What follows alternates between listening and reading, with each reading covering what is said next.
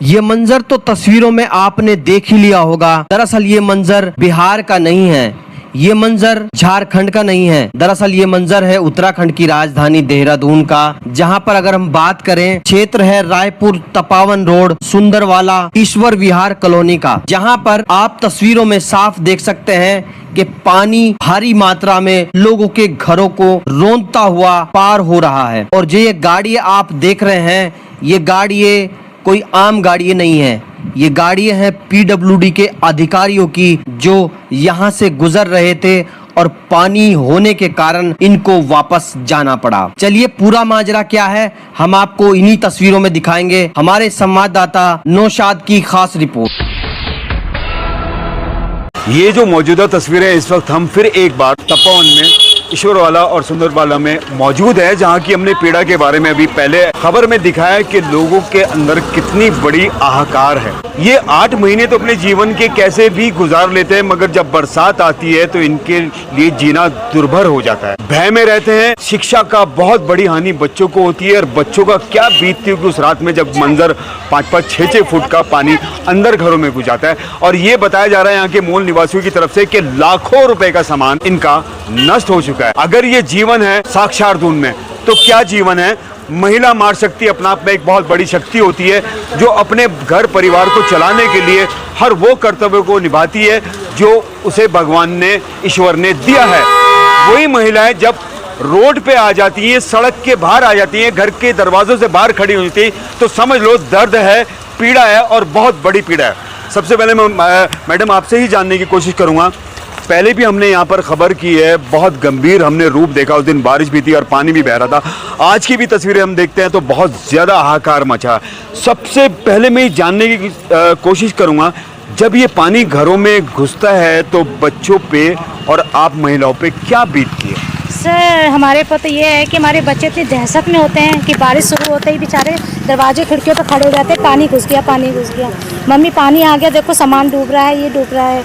बहुत रोने लग जाते हैं। कितनी बार तो नींद में सोते सोते बच्चे उठ जाते हैं। वो दहशत वाला रूप देख नहीं सकते बच्चों क्योंकि पानी की दहशत बहुत बड़ी दहशत है कि 2-3 बार पानी घर में घुस चुका है।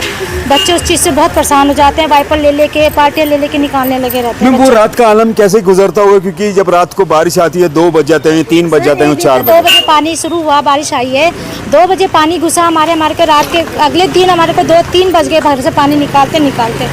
बच्चों की छुट्टी हो गई, बच्चे स्कूल नहीं जा पाए। कितनी बड़ा नुकसान समझती है, क्योंकि फीस तो वो स्कूल ले ही रहे हैं, बच्चों की शिक्षा जारी है। हमारे हाई स्कूल में पढ़ाई का लॉस हो रहा है बच्चों का।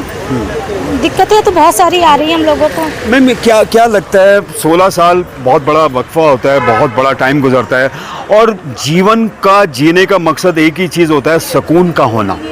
लाखों रुपया, करोड़ों रुपया हम अपने आशियाना बनाने में लगाते हैं, अगर सुकून ही नहीं है तो फिर जीवन क्या है। तो किस तरीके की पीड़ा है, क्या क्योंकि आप 16 साल से प्रयास भी कर रहे होंगे, हमारे विधायक, हमारे डीएम, जिलाधिकारी, नगर निगम, ये क्या रूप देख रहे हैं आप? सर 16 क्या, हम तो 23 साल से रह रहे हैं। 23 साल सबसे पहले हम 2 लोगों ने मकान बनाया। 23 साल से यही स्थिति नहीं, ये 4-5 साल तो हमारे निकल गए थे, क्योंकि तब ये यहाँ पे डेवलप नहीं था कुछ भी, तो फैल के चलता था ये पानी। अच्छा। अगर हमें ये पता होता कि यहाँ पानी इतना है तो हम कभी भी घर ना बनाते। तो आज हमारा ये जो घर बना है, तो 15 साल से हम इतना झेल रहे हैं। हमारे फादर इन लॉ चले गए, उन्होंने एप्लीकेशन लगा के बहुत जगह, सब जगह उन्होंने अपनी एप्लीकेशन लगाई, आज तक कुछ काम नहीं आया। मैं एक महिला का दर्द बहुत गंभीरता से जानता हूँ। महिला का जो रूप भगवान ने दिया है वो कहीं माँ का रूप है, कहीं बेटी का, कहीं बहन का और कहीं औलाद का। जब ये दर्द, ये तकलीफ कैसे महसूस करती हैं आप, एक महिला है, कितना दर्द होता है कि इतने प्रयासों के बाद भी हम निराश हैं? निराशा तो सर मिल ही रही है हमें 15 साल से, अभी भी कोई सुनाई नहीं हो रही है हमारी कहीं भी।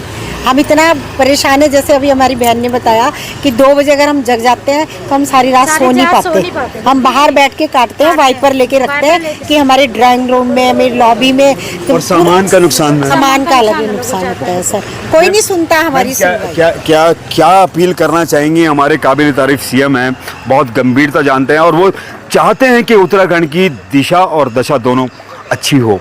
कार्य हो भी रहे हैं, सुंदर दून का भी प्रोजेक्ट चल रहा है, स्मार्ट सिटी का भी प्रोजेक्ट चल रहा है। इस हालात में अगर आप ऐसे जी रहे हैं तो किस तरीके से अपना आप में समझौता कर रहे हैं? बिल्कुल बिल्कुल सर, बहुत समझौता करना पड़ रहा है सर। रातों को नींद नहीं आती है कि अब बारिश तेज हो गई, अब कहीं पानी ना चला जाए घरों में। बच्चे स्कूल से आ रहे हैं, हाय घर पहुंच पाएंगे या नहीं पहुंच पाएंगे। कितने दुख की बात है, मतलब ऐसा लगता है कि हम ही निकल के चले जाएं पानी में से। इतना डर लगता है कि पानी से निकलना तो दूर, देख के ही डर लगता है इतना। आपको ये महसूस होता है कि हम देहरादून में हैं, यहाँ पर ये आलम अगर है तो? जी सर, देहरादून तो बहुत अच्छा है, अच्छा ही था, अच्छा ही रहेगा हमेशा। लेकिन सर अब ये हालात देख के तो ऐसा लगता है सर कि बेकार ही, मतलब बिल्कुल बेकार हमने यहाँ मकान बनाया। मैं दर्शकों को भी बताना चाहूँगा कि 23 साल का वक्फा या 16 साल का वक्फा बहुत बड़ा वक्फा होता है।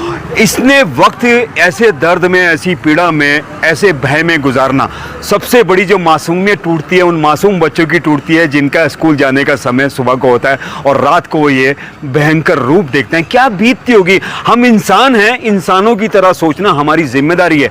हम जो मुखिया चुनते हैं, हम जो विधायक चुनते हैं, हम जो कैबिनेट मंत्री चुनते हैं, वो इसलिए चुनते हैं कि वो हमारे हैं और हमारी दशा को ठीक करें। अगर ये हो रहा है तो फिर कैसा हो रहा है उत्तराखंड में, ये अपना आप में सोचने वाली बात है।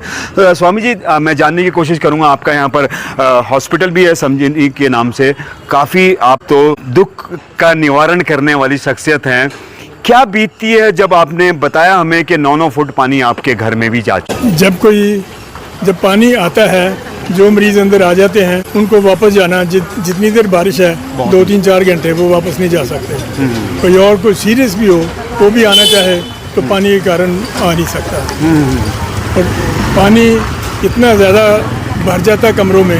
और अभी जो मेन पैसेज है हमारा, रोड है, वहाँ से कम हमारी घर की हाइट है वो 3.5 फीट ऊंची है। सर, जब आपके यहाँ पानी घुसा हुआ 8-9 फुट, उसमें कितना बड़ा नुकसान और क्या क्या परेशानियों का सामना करना पड़ा उस पानी को निकालने के? क्योंकि पानी का बहाव, पानी का जो आकार होता है वो अपने आप में सबको मिटा देता है। हमने एक बिजली की मोटर लगाई, पंप लगाया निकालने के लिए। एक म्यूनसिपल कमिश्नर ने हाँ जी एक पंप सेट मंगवा के वो बेसमेंट का पानी निकाला, पूरी रात पानी निकाला। सफाई में कितना समय लग गया था? एक महीना, कम से कम 1 महीना। 3 मजदूर लगे रहे और जितना बेडरूम का सामान, ड्राइंग रूम का सामान, हमारे ध्यान मंदिर का इलेक्ट्रॉनिक का सामान, हमारा सर्जिकल सामान सारा के सारा उसमें वेस्ट हो गया। सर, ये जब आपदा किसी के घर में आती है और पानी का सैलाब जब घर में जाता है, ये उसके दिल से पूछिए उस पर क्या बीतती है। क्योंकि घर के आशियाने के लिए एक एक चीज़ का संयम करना अपने आप में एक बहुत बड़ा अरमान होता है। अगर ये ज़िंदगी है तो फिर क्या ज़िंदगी है, हम क्या सोच रहे हैं, क्यों ऐसा हो रहा है, ये अपने आप में सवाल बहुत बड़े खड़े हैं उत्तराखंड देवभूमि में आज भी। ऐसी तस्वीरें हमने आपको पहले भी दिखाई और भी दिखाएंगे, क्योंकि जो वो सैलाब का आलम है और जो बहाव पानी का 5-5, 10-10 फुट का आता है, उसमें गाड़ियां डूब रही हैं, सरकारी गाड़ियां घूम रही हैं। बच्चों की ज़िंदगी और महिलाओं की ज़िंदगी तो क्या होगी, इस दर्द को महसूस करना सबसे बड़ा कर्म और सबसे बड़ा धर्म और सबसे बड़ी इंसानियत है। ऐसी तस्वीरों के साथ हम और भी आपको लगातार दिखाते रहें। बने रहे समाचार इंडिया पर मेरे साथ। श्री उमेश शर्मा काऊ जो यहाँ के विधायक हैं और बहुत बड़ा क्षेत्र है, बहुत बड़ी विधानसभा है रायपुर विधानसभा। और हमारे उमेश शर्मा काऊ जी का हमेशा से ये कहना है कि मैं अपने क्षेत्र की समस्याओं का समाधान अपने स्तर पे इस तरीके से करता हूँ कि जैसे मैं उस परिवार का मुखिया हूँ। तो हम बताना चाहेंगे कि सर, आपके क्षेत्र की पीड़ा बहुत भयंकर है, बहुत पीड़ा में है लोग, बहुत भयभीत है, बहुत बड़ा नुकसान हो चुका, क्योंकि तकरीबन 16 साल से ये लोग जुफ्तजू में लगे हैं और सरकारी तंत्र को हमेशा आईना दिखा रहे हैं कि हमारी समस्या का समाधान हो जाए। क्योंकि जब इनके लाखों का नुकसान होता है, जो इनके सपने टूटते हैं, इनके घरों की दशा खराब होती है, आप ही की जिम्मेदारी में आता है ये क्षेत्र। और आपसे मैं ये जानने की कोशिश करूंगा कि आपके हमारे जो विधायक हैं उमेश शर्मा काऊ जी, काबिल तारीफ शख्सियत हैं। हमेशा उन्होंने हमारे बीच में, मीडिया के बीच में कहा कि मैं अपने क्षेत्र में मैं विधायक के रूप में काम नहीं करता, मुखिया के रूप में काम करता हूं। कैसा लगता है, 16 साल में कुछ मुलाकातें रही उनसे? हाँ जी सर, मतलब आए हैं हम लोग, काफ़ी उसमें भी गए हैं जो उनके मतलब वो लगाते हैं कैंप वगैरह लगते हैं, वहाँ पर भी गए हैं सर। काफ़ी आश्वासन दिया है उन्होंने, सब सही हो जाएगा, सब कुछ होगा, ये समस्या कोई बात नहीं है, अभी बरसात खत्म हो जाए, हर साल यही होता 10 साल हो गए और 10 साल में आपने उनको इस क्षेत्र के लोगों ने 2 बार चुना है, तो अपने आप में बहुत बड़ी काबिलियत है कि 2 बार हम किसी विधायक को चुनना है, तो काबिलियत होती है उसमें, और बहुत सारी आशाएं भी उससे जुड़ जाती हैं। जिम्मेदारी उन्हीं को मिलती है जो जिम्मेदारी निभाने के काबिल होते हैं। तो अभी 10 साल के इस पार्ट में उन्होंने कितना काम यहाँ पर किया आप लोग? सर अभी तक तो हमें मेन तो हमारी समस्या यही है, अभी तक तो सर हमें कुछ दिखा नहीं।